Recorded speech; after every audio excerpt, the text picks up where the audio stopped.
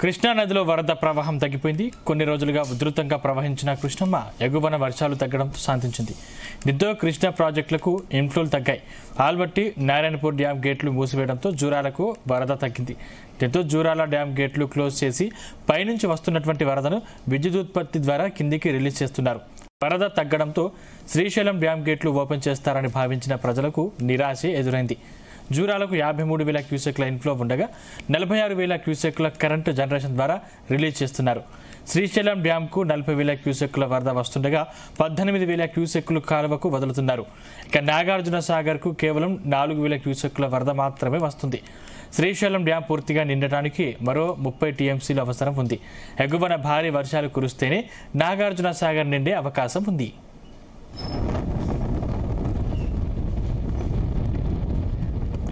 ఇదే అంశానికి సంబంధించిన మరిన్ని డీటెయిల్స్ మా ప్రతినిధి జానయ్య అందిస్తారు. జానయ్య,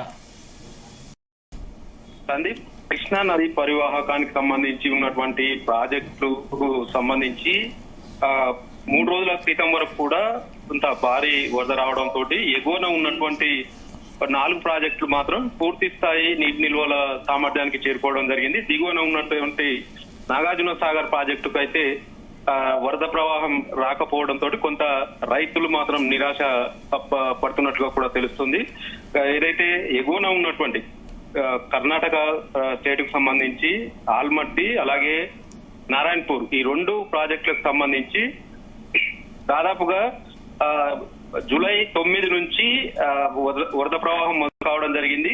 అలా ఎగువన ఉన్నటువంటి ఆల్మట్టి డ్యామ్ కు దాదాపుగా 43 టీఎంసీల కెపాసిటీ తోటి డెడ్ స్టోరేజ్ స్థాయికి నీటి నిల్వలు ఉండడంతో దాదాపుగా 10 రోజుల పాటు వరుసగా వరద ప్రవాహం రావడంతో 100 టీఎంసీల వరకు కూడా ఆల్మట్టి డ్యామ్ నీటి నిల్వ సామర్థ్యం చేరుకోవడం జరిగింది. మధ్యలో మరో 4 రోజుల పాటు కూడా వర్షాలు నిలిచిపోవడం జరిగింది. తర్వాత మళ్ళీ జూలై 19 నుంచి దాదాపుగా ఆగస్టు 5 వరకు కూడా వర్షాలు పశ్చిమ కనుమలో కావచ్చు, అటు కర్ణాటక ఎగువ ప్రాంతాల్లో కురిసినటువంటి వర్షాలతోటి భారీ వరద ప్రవాహమే ఆల్మట్టి డ్యామ్ కి కొనసాగింది. దాదాపుగా 150,000 క్యూసెక్ల వరకు ఆల్మట్టి డ్యామ్ కు వరద ప్రవాహం రావడంతో ఆల్మట్టి డ్యామ్ కు సంబంధించి కూడా పూర్తి స్థాయి నీటి నిల్వ సామర్థ్యానికి చేరుకోవడం, దిగువన ఉన్నటువంటి నారాయణపూర్ ప్రాజెక్టు కూడా వరద ప్రవాహాన్ని రిలీజ్ చేయడం జరిగింది. అలా దాదాపుగా ఆల్మట్టి డ్యామ్ నుంచి 20 రోజుల పాటు దిగువ ప్రాజెక్టులకు ఆల్మట్టి డ్యామ్ నుంచి నీటిని విడుదల చేయడం జరిగింది. ప్రస్తుతం ఆల్మట్టి డ్యామ్ కు సంబంధించి కేవలం 80,000 క్యూసెక్ల వరద ప్రవాహమే ఎగువ నుంచి రావడం, వర్షాలు తగ్గిపోవడంతో ఏదైతే ఆల్మట్టి డ్యామ్ కు సంబంధించి పూర్తి స్థాయి నీటి నిల్వ సామర్థ్యం 123 టీఎంసీల గాను ప్రస్తుతం 119 టీఎంసీల నీటి నిల్వ సామర్థ్యం ని మెయింటైన్ చేస్తూ ఎగువ నుంచి వస్తున్నటువంటి తక్కువ ఫ్లడ్ ను కూడా పూర్తి స్థాయి నీటి నిల్వలకు చేరే విధంగా కూడా దిగువ నారాయణపూర్ ప్రాజెక్టు కేవలం 48,000 క్యూసెక్ల వరకు మాత్రమే ఆల్మట్టి డ్యామ్ నుంచి నారాయణపూర్ డ్యామ్ కు రిలీజ్ చేస్తున్నారు. ఇక నారాయణపూర్ ప్రాజెక్టుకు సంబంధించి కూడా పూర్తి స్థాయి నీటి సామర్థ్యం 33 టీఎంసీలకు గాను ప్రస్తుతం అదే 33 టీఎంసీలను మెయింటైన్ చేస్తూ ఎగువ నుంచి ఆల్మట్టి డ్యామ్ నుంచి వస్తున్నటువంటి అదే ఇన్ఫ్లోను దిగువ జూరాల ప్రాజెక్టు రిలీజ్ చేస్తున్నారు. జూరాల ప్రాజెక్టుకు దాదాపుగా 50,000 క్యూసెక్ల వరకు కూడా వరద ప్రవాహం కొనసాగుతుంది. దీంతో జూరాల ప్రాజెక్టుకు సంబంధించి 9.313 కెపాసిటీ ఉన్నటువంటి నీటి నిల్వ సామర్థ్యం జూరాల ప్రాజెక్టు ప్రస్తుతం 8.9 టీఎంసీలుగా నమోదు నీటి నిల్వను మెయింటైన్ చేస్తూ దిగువ శ్రీశైలం జలాశయానికి జూరాల ప్రాజెక్టుకు 53,000 ఇంట్లో వస్తుండగా 46,000 క్యూసెక్లను రిలీజ్ చేస్తున్నారు. అంటే ఈ జూరాల ప్రాజెక్టుకు సంబంధించి భీమా, నెట్టెంపాడ్, కోయల్ సాగర్ ఈ లిఫ్ట్ల ద్వారా కూడా నీటిని రిజర్వాయర్లకు సంబంధించి రిలీజ్ చేస్తున్నారు. మరోవైపు ఎగువ దిగువ జూరాల విద్యుత్ ఉత్పాదన కేంద్రాల నుంచి విద్యుత్తును ఉత్పత్తి చేస్తూ శ్రీశైలం జలాశయానికి రిలీజ్ చేస్తున్నారు.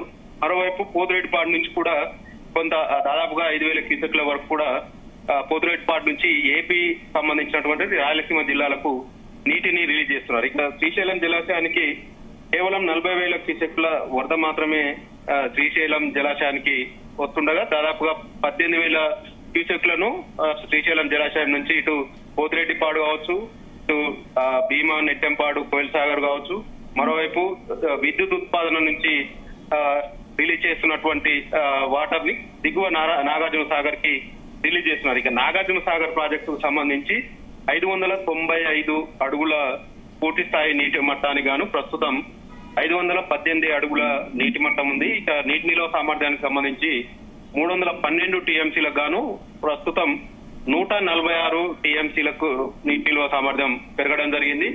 గత 4 రోజులుగా కూడా శ్రీశైలం నుంచి కొంత వరద ప్రవాహం రావడం, అది కూడా శ్రీశైలం జలాశయంలో విద్యుత్ ఉత్పాదన ద్వారా వినియోగించినటువంటి ఆ నీటిని దిగువ నాగార్జున సాగర్ ప్రాజెక్టు రిలీజ్ చేయడం జరిగింది. దీంతో నాగార్జున సాగర్ ప్రాజెక్టు కొంత వరద ప్రవాహం దాదాపుగా అంటే 4 రోజుల్లో 10 టీఎంసీల వరద ప్రవాహం చేరుకోవడం జరిగింది.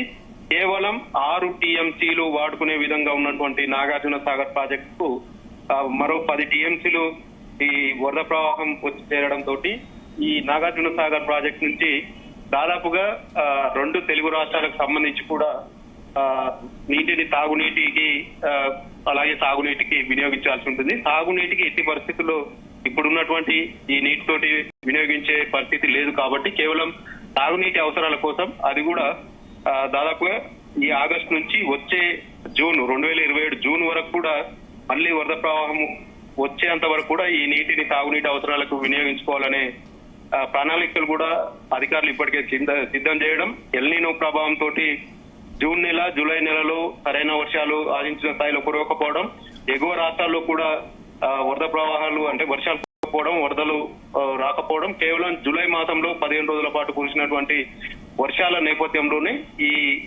కృష్ణా బేసిన్ సంబంధించి ఆల్మట్టి, నారాయణపూర్, జూరాల, శ్రీశైలం వరకు వరద ప్రవాహం కొనసాగింది. దిగువన ఉన్నటువంటి నాగార్జున సాగర్ ప్రాజెక్టు మాత్రం ఆశించిన స్థాయిలో రాకపోవడంతో కొంత ఈ ఏడాది తాగునీటికి మాత్రం ఈ ప్రాజెక్టు నుంచి నీటిని ప్రస్తుతం ఖరీఫ్ సంబంధించి మాత్రం నీటిని విడుదల చేసే అవకాశం లేదనేది కూడా ప్రభుత్వం ఇప్పటికే ప్రకటించడం జరిగింది. ఇక శ్రీశైలం జలాశయానికి సంబంధించి మొత్తం 885 అడుగుల నీటి మట్టానికి గాను ప్రస్తుతం 879 అడుగులకు శ్రీశైలం నీటి మట్టం చేరుకోవడం జరిగింది. ఇటు టీఎంసీల పరంగా చూసినా కూడా శ్రీశైలం జలాశయం పూర్తి స్థాయి నీటి నిల్వ సామర్థ్యం 215 టీఎంసీలకు గాను ప్రస్తుతం 181 టీఎంసీగా కూడా నీటి నిల్వ సామర్థ్యం ఉంది. అయితే శ్రీశైలం జలాశయానికి పూర్తి స్థాయిలో నిండాలంటే ఇంకా 30 టీఎంసీల నీరు మాత్రం శ్రీశైలం ప్రాజెక్టులోకి వస్తేనే శ్రీశైలం జలాశయం పూర్తి స్థాయిలో నిండే అవకాశం ఉంటుంది. మరోవైపు ఎగువ నుంచి భారీ వరద ప్రవాహాలు వస్తే తప్ప నాగార్జున సాగర్ ప్రాజెక్టు మాత్రం ఇప్పుడున్న సిచ్యువేషన్ లో మాత్రం వరద వచ్చే అవకాశం అయితే కనపడడం లేదు. నాగార్జున సాగర్ ప్రాజెక్టు మాత్రం తెలుగు రాష్ట్రాలకు సంబంధించి ముఖ్యంగా తెలంగాణకు సంబంధించి హైదరాబాద్, అలాగే మహబూబ్ నగర్, నల్గొండ, ఖమ్మం ఈ 4 జిల్లాలకు సంబంధించి తాగునీటి అవసరాలకు, అటు ఏపీకి సంబంధించి ఏదైతే కుడి కాలువ నుంచి తాగునీటి అవసరాల కోసం పల్నాడు కావచ్చు, గుంటూరు కావచ్చు, మరోవైపు అటు కర్నూలు ఏదైతే ఒంగోలుకు సంబంధించి నెల్లూరు కొన్ని ప్రాంతాలకు సంబంధించి కూడా కుడి కాలువ ద్వారా తాగునీటిని అందిస్తారు. కాబట్టి ఈ ఏడాది శ్రీశైలం జలాశయం నుంచి ఆశించిన స్థాయిలో నాగార్జున సాగర్ ప్రాజెక్టుకు నీటిలో రాకపోవడంతో కొంతనైతే నిరాశ కలిగించిందని చెప్పవచ్చు. ప్రస్తుతం రాష్ట్ర ప్రభుత్వం ఆధ్వర్యంలో ఈ రోజు ఏదైతే నాగార్జున సాగర్ లో నిర్వహిస్తున్నటువంటి ఈ వరుణ యాగం ద్వారానైనా ఏమైనా వర్షాలు కురుస్తున్నాయంటే కొంత రైతులైతే ఆశగా ఎదురు చూస్తున్నారని చెప్పొచ్చు. మొత్తానికి ఈ సీజన్ లో ఆశించిన స్థాయిలో వర్షాలు కురవకపోవడం, వర్షాభావ పరిస్థితుల నేపథ్యంలో కృష్ణా బేసిన్ కి సంబంధించి వరద ప్రవాహం ఆశించిన స్థాయిలో రాకపోవడంతో దిగువన ఉన్నటువంటి నాగార్జున సాగర్ ప్రాజెక్టు మాత్రం నీరు లేక కొట్టిపోతున్న పరిస్థితి అయితే ప్రస్తుతం కనపడుతుంది. చూడాలి మరి నాగార్జున సాగర్ ప్రాజెక్టుకు ఎగువ నుంచి భారీ వర్షాలు కురిసి భారీ వరదలు వస్తే తప్ప అటు శ్రీశైలం ప్రాజెక్టు కూడా ఇంకా 30 టీఎంసీలు కావాలి. కాబట్టి 30 టీఎంసీల పూర్తి స్థాయి వస్తే తప్ప దిగువ నాగార్జున సాగర్ కి నీటిని విడుదల చేసే అవకాశాలు అయితే కనపడడం లేదు. సందీప్. Thank you Janaiah.